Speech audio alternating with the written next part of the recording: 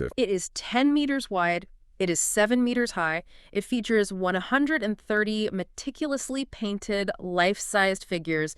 It is an absolute spectacle, and it is completely, utterly ignored. It's one of the great tragicomedies of the art world, you know? Yeah. You have an audience so entirely captivated by the hype of the enigma in front of them that they're completely blind to the monumental achievement staring directly at the back of their head. It's wild. And that massive, ignored canvas is Paolo Veronese's The Wedding at Cana. Okay, let's unpack this, because the mission for this deep dive is to figure out how this even exists. Who commissions something this massive? Right. I mean, who looks at a wall the size of a tennis court and decides, they need 130 life-size people painted on it? We have all these records detailing the absurd contract that brought it into existence, down to the incredibly toxic, dangerous paint used to make it glow. Oh, the pigments are a whole story on their own. We will definitely get into the toxic paint, but I want to start with the people paying the bill. To do that, we have to travel back to Venice in the year 1562. Yeah, to understand the sheer scale of this painting, you really have to understand the client. And the client was the Benedictine monks of San Giorgio Maggiore. Okay. Now, when most people hear the word monk, they immediately picture a very specific archetype. You picture humble, quiet ascetics, men living in stark, unheated stone cells, wearing rough wool, eating plain bread, entirely detached from the material world. Yeah, that's exactly what I picture, just guys living in silence. Right. But if that is your mental image, you need to recalibrate it completely for Renaissance Venice. This monastery was situated on its own island, looking directly across the water at the Doge's palace. Prime real estate. Exactly. They were one of the wealthiest, most politically connected, and culturally influential institutions in the entire Venetian Republic. Yeah. They were a powerhouse of capital. Right, these were not guys scraping by on donations from peasants. They had immense land holdings. They collected massive rents. And because they were so wealthy, they decided to completely renovate their monastery. A total overhaul. Yeah, they had just built a brand new, sprawling refectory, which is essentially the monastic dining hall where they would take their communal meals. But they didn't just hire a local contractor to put up some walls. No, they went straight to the top. They brought in Andrea Palladio. And for context, Palladio is essentially the godfather of Western classical architecture. He's a legend. He's the guy who looked at ancient Roman temples and figured out how to apply those mathematics and proportions to modern buildings. So they have this breathtaking, perfectly symmetrical, classical dining hall, and at the far end of this room is a massive, towering blank wall. And nature abhors a vacuum, but Renaissance Venetians abhorred an undecorated surface even more. Right. That blank wall was an opportunity. So the monks brought in Paolo Veronese, who was rapidly becoming one of the most sought-after painters in the Republic. But the contract they drafted wasn't just a casual commission. It was intense. It was an incredibly rigorous, structurally demanding set of constraints. First, the subject matter. They dictated that he must paint the biblical miracle of turning water into wine, taken from the second chapter of the Gospel of John. Which, logically, is a pretty solid choice for a dining hall. I mean, it's the ultimate dinner party story. Exactly, it fits the room. But the instructions get a lot more demanding from there. They tell Veronese, look, we know you are painting a picture for an indoor dining room, but we need you to set the scene outdoors. Yeah, that spatial requirement is fascinating. Why? Because they wanted him to execute a massive optical illusion. They didn't just want a picture hanging on the wall. They wanted the painting to visually demolish the wall. Right, to break the room open. Exactly.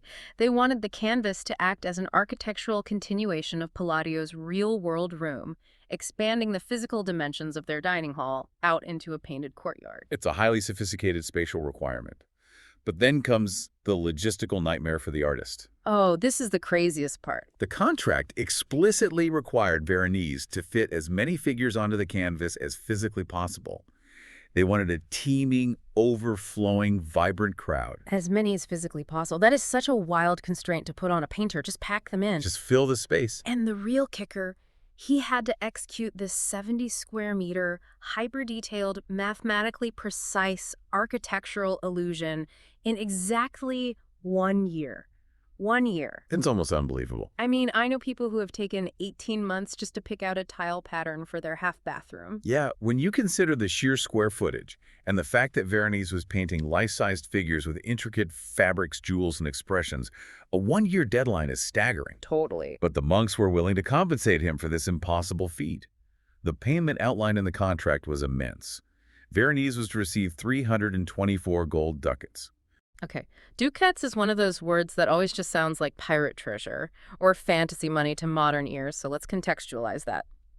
324 gold ducats in 1562 was roughly the equivalent of 10 years of wages for a standard skilled craftsman in Venice. A fortune, really. A decade's worth of salary handed over in a single year. And that was merely the financial component. The contract also guaranteed Veronese a year of free room and board at the monastery. They fed him their food, they housed him, and, perhaps most amusingly, they wrote into the contract that he would receive a personal barrel of wine. A barrel of wine. They essentially adopted him into their lavish institutional lifestyle for the duration of the project. Okay, I have to stop right here because I'm struggling to reconcile this. We're talking about a religious order, monks who take sacred vows, and one of those core vows is poverty.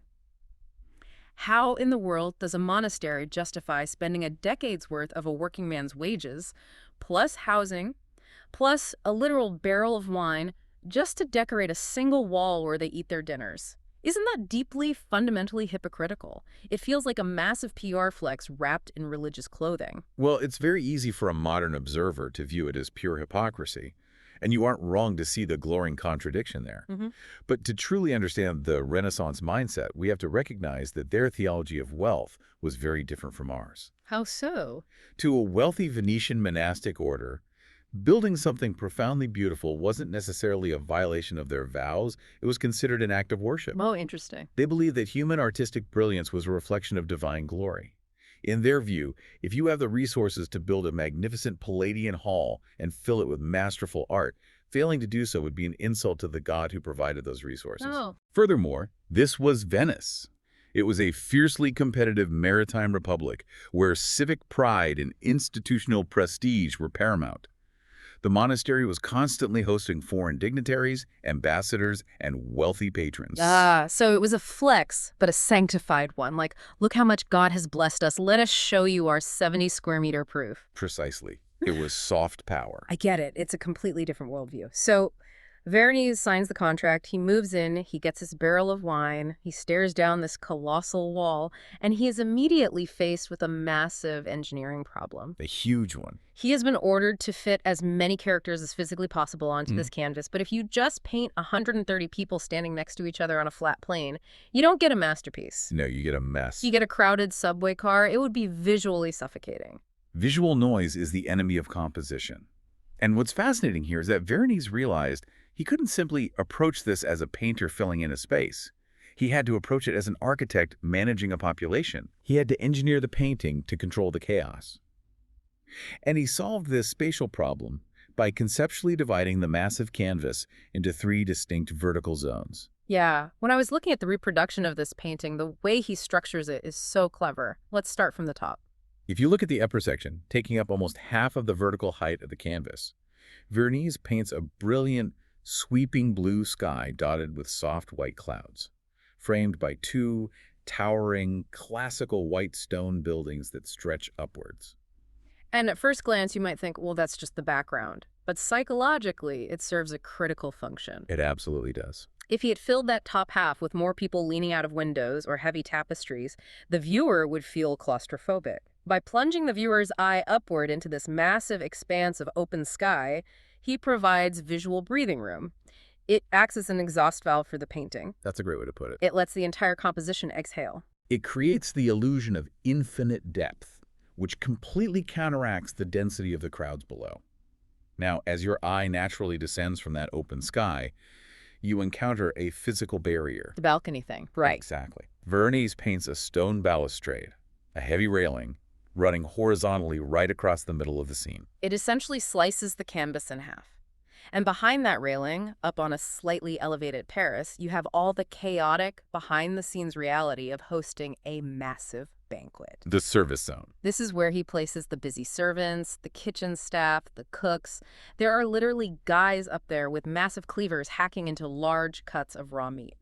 And by neatly isolating the service staff and the physical labor of the feast behind that stone balustrade, he achieves two things. What are they? Well, he grounds the painting in the messy reality of 16th century life, but he keeps all of that noise and dirt away from the theology and the VIPs below. Which brings us to the bottom half of the canvas, the most important section. The main event. Right. This space is enclosed by heavy classical columns on either side, which act almost like curtains framing a stage. And this is where he seats the 130 guests at this massive U-shaped banquet table. It's so meticulously organized. You know what it perfectly mirrors? What's that? It's exactly how we design modern stadiums or VIP concert venues. That's an interesting comparison. Think about it. You've got the nosebleed sections or the open air at the top where there's plenty of space.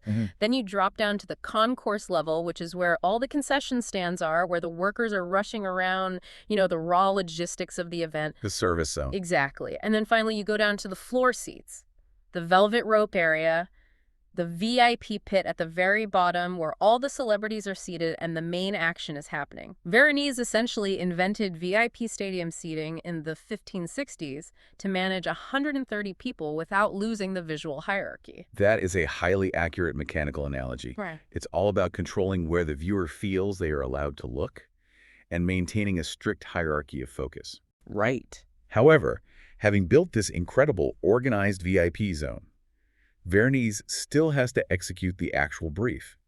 He has to depict the miracle from the Gospel of John, the turning of water into wine. Which is the whole point of the commission. Exactly.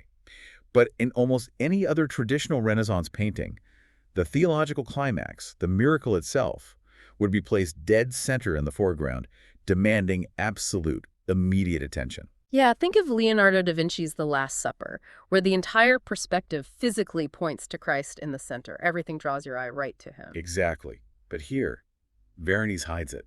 I spent 10 minutes staring at this painting, trying to figure out where the miracle was actually happening. He takes the very thing he was hired to paint and buries it in plain sight, forcing you to go on a scavenger hunt through the crowd. He creates a very deliberate eye path for the viewer to follow. Let's trace how he slowly reveals the narrative. It begins in the physical center of the canvas. You see the figure of Mary seated next to Jesus. Okay, I see her. And if you examine her closely, she isn't making a grand dramatic gesture. She is holding her right hand up, slightly cupped, precisely as if she were holding a glass. But her palm is completely empty. She's holding an invisible cup. Right. The wine has run out. It's the inciting incident of the entire crisis, conveyed through one empty hand. So your brain registers that crisis, and then Veronese drags your attention all the way down to the bottom right corner of the painting. And in that far corner, away from the main table, you see the servants. They are physically straining to tip these massive, heavy stone water jars. Right, the amphorae. And as the liquid pours out of the jar and into a pitcher, it is no longer clear water. It is a rich, deep red. The transformation has occurred. Okay, so crisis in the center, action in the bottom right. But now we need to see the reaction. So Veronese pulls her eye back across the canvas, moving toward the center left. And standing there is this incredibly prominent figure dressed in a striking, brilliant green tunic. This is the master of the feast. In modern terms, he is the sommelier or the head event manager. The guy in charge of the booze. Exactly. And Veronese captures him at the exact millisecond of realization.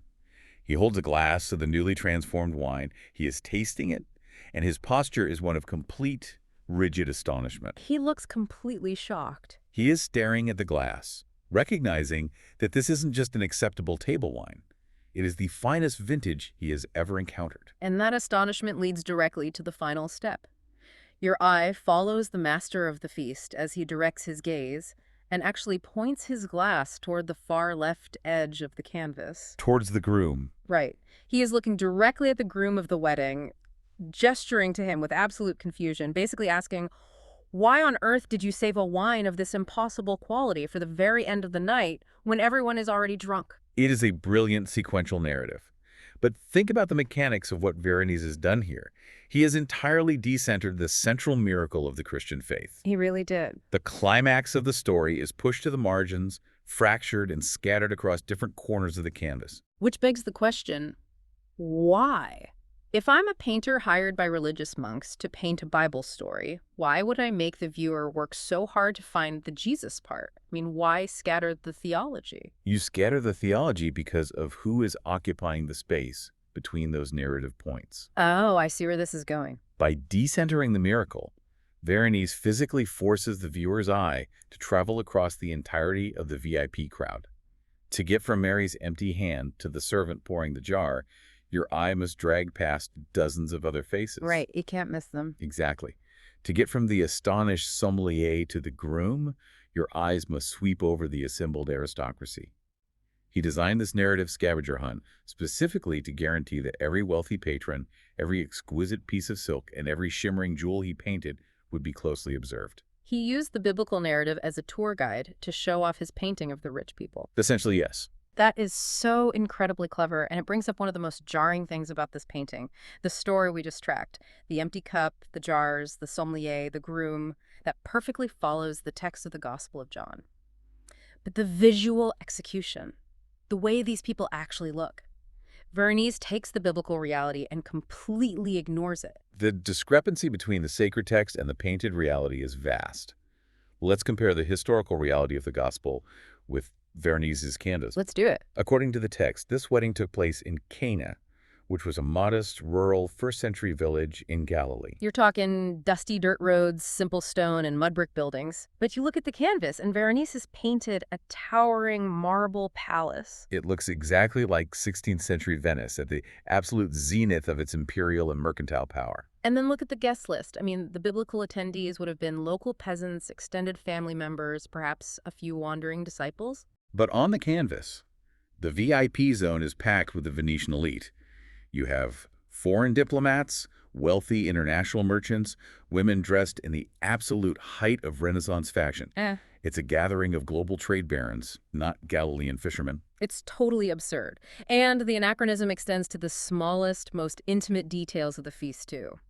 Historical reality would dictate simple earthenware jugs, perhaps some carved wooden bowls for the meal, utilitarian, everyday objects. Right. But Veronese paints an actual tiered display of family silver in the background.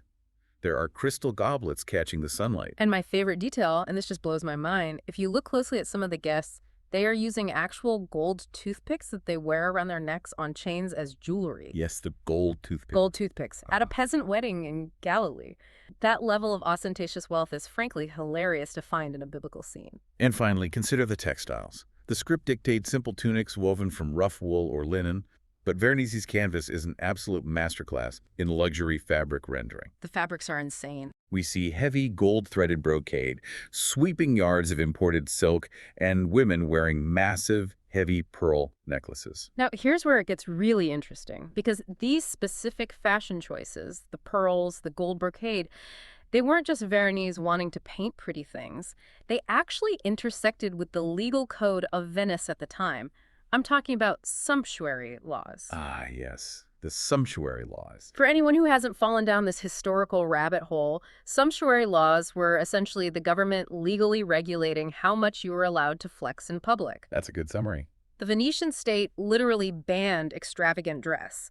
The magistrates could fine you or socially ostracize you if you were caught wearing heavy gold-threaded fabric or those massive pearl necklaces. To a modern mind, that sounds incredibly authoritarian, but the Republic had very specific psychological and political reasons for these laws. Which were? Well, Venice was a republic governed by a massive council of aristocratic peers.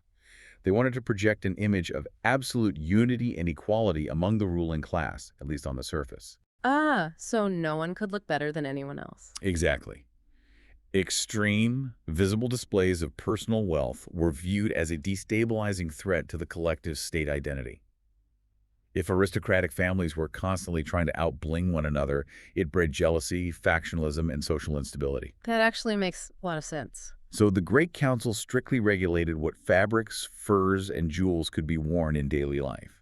But, and this is a massive, glaring legal loophole, there was one specific exception to the sumptuary laws. The rules did not apply on your wedding day. The one exception. If it was a wedding, the government essentially looked the other way. For that one day, you were legally allowed to wear the most insane, diamond-encrusted, gold-threaded outfits your family owned. It was the one state-sanctioned day of unchecked, Legal extravagance. The pressure valve for the aristocracy's desire to display their wealth. Which leads to this incredible realization I had. What if Veronese and the monks knew exactly what they were doing? By explicitly choosing a biblical wedding as the subject matter, they found the ultimate legal loophole for their art. Oh, they certainly knew. They could paint the most extreme, borderline illegal contemporary wealth. The pearls, the gold brocade, the silver tiers, and plaster it permanently across a 70-square-meter wall in one of the most prominent monasteries in the city. Right in plain sight. And if the state authorities ever walked in and complained about the illegal display of wealth, the monks could just shrug and point to the Bible and say, hey, it's a wedding. The law says we can show it. It really seems like they used a biblical wedding to launder their desire to flaunt their status without getting a massive fine from the Venetian state. That is a highly astute reading of the situation, and it aligns perfectly with the political savvy of both the Venetian Republic and the Benedictine order. It's just brilliant. They essentially use the sacred text as a shield for secular ostentation. But this desire for visible, undeniable wealth wasn't just limited to the subjects depicted in the painting.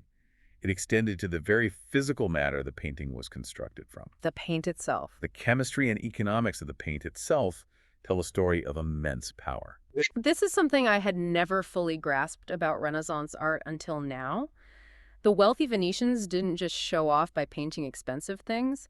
The physical pigments Veronese used were themselves an immense display of economic dominance. Absolutely. We're talking about the Venetian School of Art, and they were famous not just for what they painted, but the actual physical pace they were putting on the canvas. The materials demanded by the Venetian school were staggering in their cost, their rarity, and the sheer logistical nightmare required to acquire them. Let's start with the most famous and most expensive pigment mentioned in the records, ultramarine. Now, ultramarine isn't just a fancy brand name for blue paint. The reality of how this color was made is wild. It's an incredible process. It was made by grinding up a semi-precious stone called lapis lazuli. And you couldn't just dig this up in Italy. The only known source at the time was the Sari Sang mines deep in the mountains of Badakhshan in modern-day Afghanistan. Thousands of miles away. Right. So to get this blue, the stone had to be mined in the mountains, transported thousands of miles across the treacherous Silk Road, brought into the maritime port of Venice, and then handed over to artisans who engaged in this incredibly complex, exhausting chemical process of kneading the crushed stone with wax and lye just to extract the pure blue particle. Just for a pigment. Because of that insane supply chain, ultramarine was literally, by weight, more expensive than actual physical gold. It was the ultimate status symbol of the Renaissance. And the monk's contract with Veronese didn't just suggest its use, they explicitly demanded it. They put it in writing. They legally bound him to use this impossibly expensive crushed gem for that massive sweeping sky in the upper tier, and crucially, for the robes worn by Christ in the center. The application of ultramarine was a direct, tangible translation of pure financial capital into spiritual reverence. Make the sky out of crushed gems that cost more than gold. It's just an unfathomable flex. But it wasn't just the blues. The records also highlight pigments like realgar and cinnabar. Yes. Realgar and cinnabar provided these incredibly rich, deep darks and vibrant fleshy reds.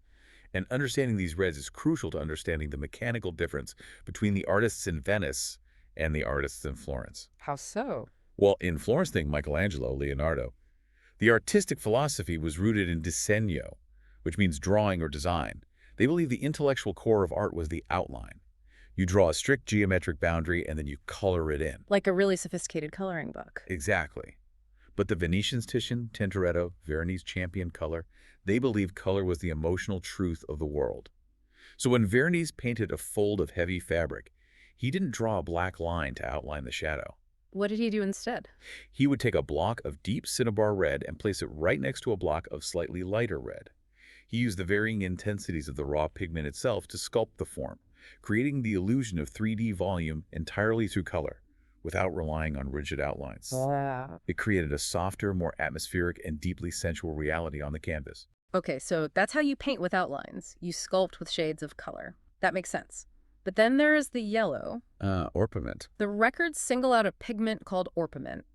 Veronese used this to weave the illusion of the gold threads in the clothing and to capture the exact quality of sunlight hitting the marble architecture. But orpiment isn't just a pretty yellow rock, it is literally arsenic sulfide. It is highly toxic. So wait, let me get the mechanics of this straight. Artists were literally grinding up and handling highly toxic arsenic, inhaling the dust, getting it on their skin, risking heavy metal poisoning just to make fake gold threads look like they were sparkling in the sun. That is precisely the reality of that process. That is insane. The pursuit of absolute optical brilliance came with profound, often fatal physical risks. Prolonged exposure to orpiment would cause severe skin lesions, neurological issues, and worse. But the visual effect it produced, a shimmering, almost internal glow that mimicked the reflection of true gold, was considered worth the hazard. I mean, that is dedication or madness or maybe just a terrifying requirement of the job if you wanted to get paid in Renaissance Venice. Probably a bit of all three. But it really hammers home a key insight. The Venetian school prioritized raw visual ecstasy over everything else. They wanted the painting to feel alive, to shimmer, to physically glow. The monks weren't just paying for a pious recounting of a Bible story. They were paying for intense, visceral, visual pleasure. And Veronese delivered it in overwhelming measure. Yeah. But this brings us back to that core tension we grappled with at the beginning, the justification. Right. If we connect this to the bigger picture, how did a monastery of monksmen, theoretically bound by a spiritual framework of humility, justify commissioning this 70-square-meter, wildly expensive, highly toxic, legally gray display of raw visual ecstasy? Right. How do you square the sacred vows with the profane, deeply material reality of the painting? They needed a really good excuse. They absolutely did. And the justification relied entirely on the ultimate illusion Veronese created in that dining hall. Let's talk about how the painting physically functioned when it was installed in Palladio's refectory. When Veronese designed the architecture within the painting, the columns, the cornices, the floor tiles, he didn't just invent classical shapes out of thin air. He utilized a sophisticated understanding of forced perspective. Okay. Specifically, Alberti's concept of a single vanishing point. Veronese perfectly mapped the geometry of the painted architecture on the canvas to match the physical geometry of Palladio's real-world dining hall. So the lines actually matched up. The lighting of the painting matched the actual windows in the room. Exactly. It's like when you go to a Disney theme park and you walk down Main Street. The buildings look like they are 3 stories tall, but they are actually physically shrinking as they go up to trick your brain's spatial awareness. That's a great modern equivalent. Or like modern VR, where the boundaries dissolve. Veronese engineered it so that if you were a monk sitting at your physical dining table eating your dinner and you looked at the wall conceptually vanished. The painted columns perfectly aligned with the real stone columns in the room. The space just continued. It acted as a massive optical illusion, making it feel exactly as if you weren't eating in an enclosed stone room, but dining out on an extended sunlit terrace with Christ himself sitting just a few tables away. It was a fully immersive sensory experience, and the monks adored it. But legally and spiritually, they couldn't just state, "We love it because it makes our dining room look bigger and more expensive." Right, that wouldn't fly. No, they needed a robust theological defense. So they leaned heavily into the symbolism of the miracle at Cana. The turning of water into wine, they argued, represented the transition from the strict, rigid laws of the Old Testament, symbolized by the plain, unflavored water, to the abundant grace, joy, and spiritual wealth of the New Covenant, symbolized by the rich, overflowing wine. It's not about the wealth, guys. It's a metaphor for spiritual abundance, which is incredibly convenient theology when you happen to live in a marble palace. While it may sound convenient in their theological framework, it was a profound truth. The painting served as a daily, immersive reminder of divine grace. However, the practical effect was that the theology provided the perfect cover story for a monumental display of wealth. Absolutely. The reality is, the monks of San Giorgio Maggiore were eating incredibly lavishly in real life. Their actual banquets featured fine wines, extensive imported fish, and exotic fruits brought in through the Venetian trade routes. So every time they sat down to a massive feast, they could look up at this painting and see Jesus essentially endorsing a massive feast. That's the echo chamber effect. The painting perfectly validated their immense secular wealth under an unimpeachable sacred banner. The logic is flawless. Jesus turned water into wine at a lavish party. Jesus is at our party. Therefore, it is spiritually good for us to have this lavish party. It was divine permission to be extraordinarily rich. It functioned as a brilliantly constructed echo chamber of wealth and justification. They utilized the highest form of art to baptize their luxury. But And this is where Veronese demonstrates his true depth and intellect as an artist. Hmm. He didn't merely provide them with a mindless celebration. This was the absolute most surprising part of the research for me. Yes, the hidden elements. Despite the staggering wealth, the endless wine, the imported lapis lazuli, and the absolute visual ecstasy of the scene, Veronese quietly wove a map of impending doom directly into the canvas. He layered in a profound darkness. The hidden omens. Because at first glance, it is just a raucous, beautiful party. But if you stop and look closely, Veronese leaves these little breadcrumbs that completely subvert the tone of the painting.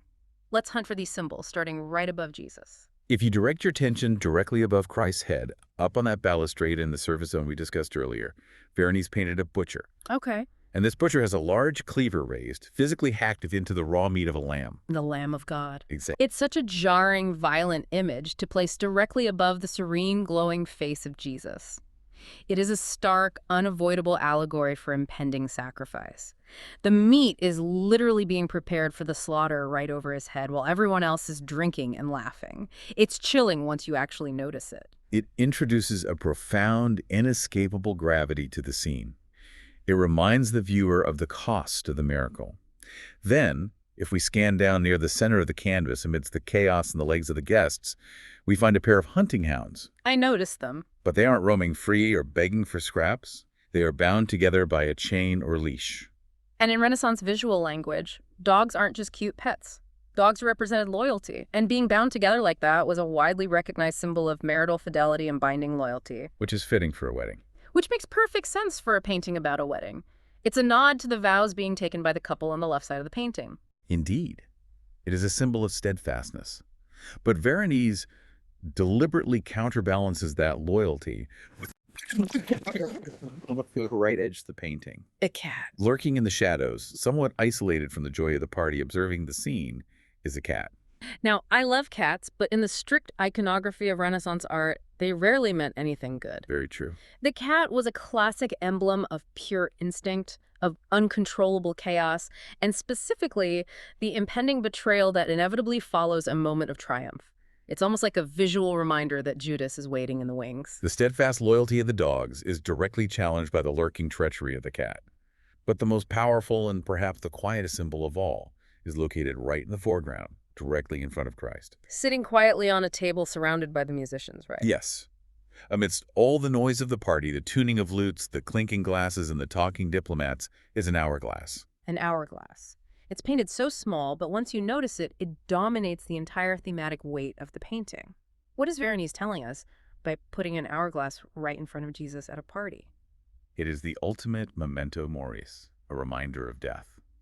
The hourglass signifies that time is mercilessly running out on Christ's mortal life. Wow. The sand is slipping through the glass every second that the musicians play, every second that the wealthy merchants drink their miraculous wine. Jesus is 1 second closer to the cross. That changes everything. It adds this devastating layer of tragic, dramatic irony to what is otherwise an opulent, joyous scene. The party is deafening, the wealth is overwhelming, but the sand falls in complete, inevitable silence. It changes how you look at the entire canvas. It's not just a PR flex for rich monks anymore. It's a tragedy hiding in plain sight. And the tragic irony of that hourglass wasn't just constrained to the theology of the painting. No, it spilled over into the real world. Because time wasn't just running out for Christ in the narrative. Time was running out for the painting itself in the real world of Venice. The hourglass proved to be entirely prophetic. For over 200 years, from 1563 until the end of the 18th century, the painting hung peacefully in that Palladian dining hall on the Venetian island monastery. Doing its job. It did exactly what it was engineered to do. It amazed visitors, it expanded the room, and it justified the monks' wealth. But then the sand finally ran out for the Venetian Republic. We're moving from the Renaissance into the late 1700s. In 1797, the 1,000-year-old Republic of Venice falls. The end of an era. Napoleon Bonaparte's troops march in, conquer the city, and begin looting it. And when you are an invading army looking for the ultimate prize to send back to France, a 70-square-meter masterpiece painted with crushed Afghan gems in glowing colors is at the top of the list. It was the crown jewel of their plunder. Right. But Napoleon's soldiers immediately confronted a massive logistical reality. How do you move it? Exactly. You cannot simply take a canvas that is 10 meters wide and 7 meters tall, pull it off a wall, and casually march it across the Alps back to Paris.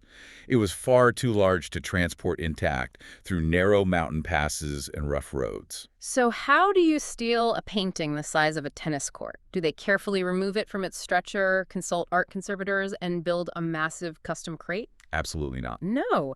The soldiers committed what has to be one of the most brutal acts of physical violence against a masterpiece in history. They took knives and they physically sliced Veronese's canvas completely in half, horizontally, right across the middle. The sheer brutality of that act is still shocking to art historians today. It's sickening. They took a unified, mathematically perfect architectural illusion, a canvas painstakingly built up with layers of delicate pigment, and they took blades to it.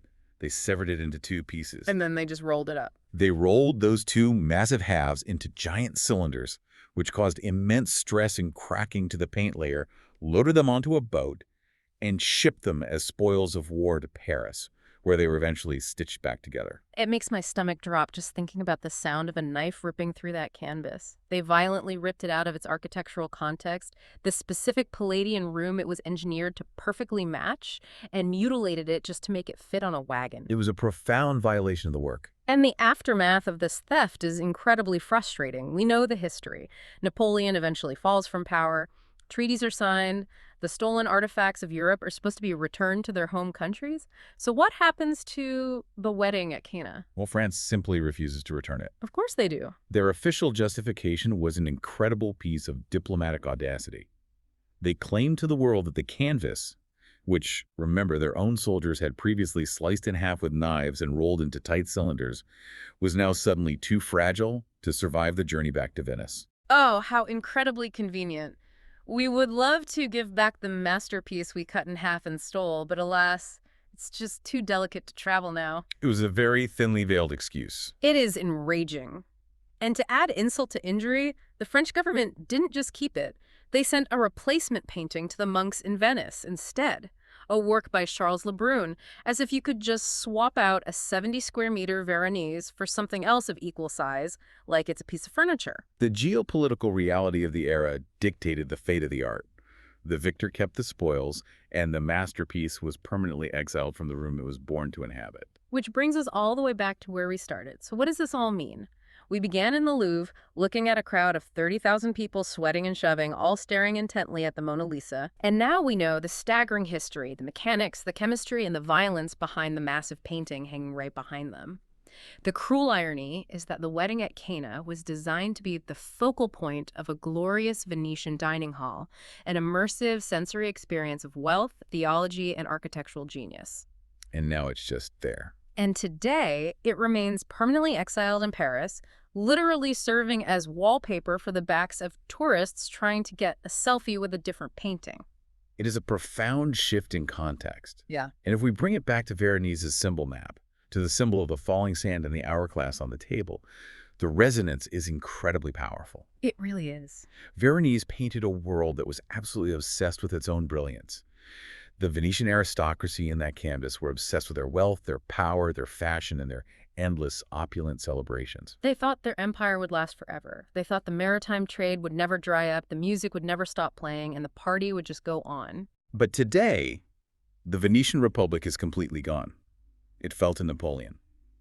The wealthy Benedictine monks of San Giorgio Maggiore are gone from that hall. The musicians in the painting have stopped playing. Exactly.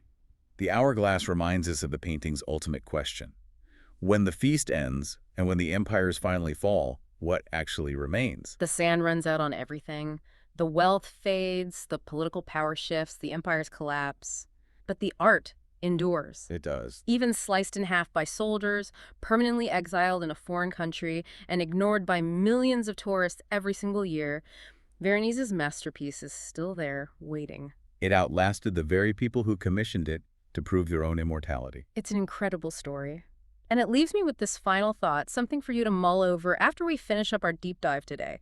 We just spent this entire time talking about a massive 70-square-meter masterpiece that is completely ignored simply because everyone in the room is looking in the exact same direction at the Mona Lisa. The crowd effect. Exactly. It makes you wonder, What modern blind spots exist in our own lives today? In a world where we all stare at the exact same screens, facing the exact same direction, looking at whatever has the most hype or the most traffic, what massive, magnificent truths or ideas or literal masterpieces are sitting right behind us, completely ignored simply because we haven't bothered to turn around.